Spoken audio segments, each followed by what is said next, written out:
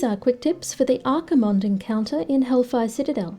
The video is split into the 3 raid roles, healers, tanks and DPS, with additional information provided for the Nether Banish groups in Phase 3.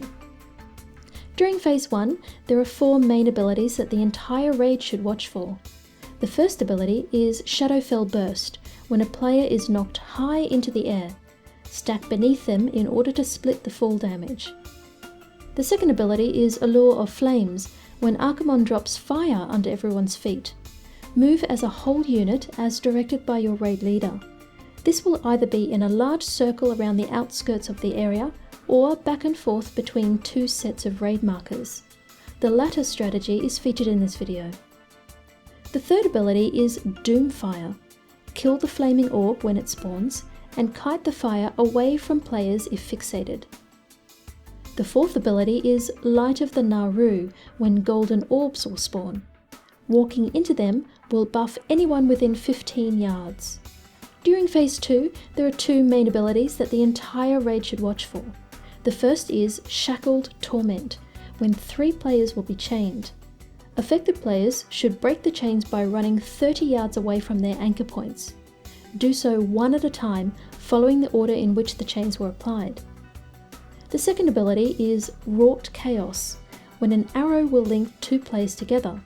Point the arrow away from other raid members. During Phase 3, players assigned to the Nether Banish groups will need to stack on the tank that's marked with a large rotating green circle. Once sent into the Twisting Nether, kill the Voidwalker and interrupt its cast. When the Void Star spawns, ranged DPS only should switch targets and kill it. Kite it around the platform if fixated. Players outside the Twisting Nether should move away from the large green void zones and remain spread 6 yards apart. Non-tank players with Taunt abilities should use them on the Infernal Doombringers in order to spread them around the room. DPS them down one by one as quickly as possible, while using slows and stuns to keep them at least 15 yards away from each other. Healers have 2 additional abilities to watch for. The first is Shadowfell Burst in Phase 1, and the second is Shackled Torment in Phase 2. Use raid-wide CDs for these mechanics. Tanks have 3 main abilities to watch for. The first is Death Brand in Phases 1 and 2. Use active mitigation before the cast ends. The second is Shadow Blast, which requires a taunt swap at 3 stacks. The third is Light of the Naru.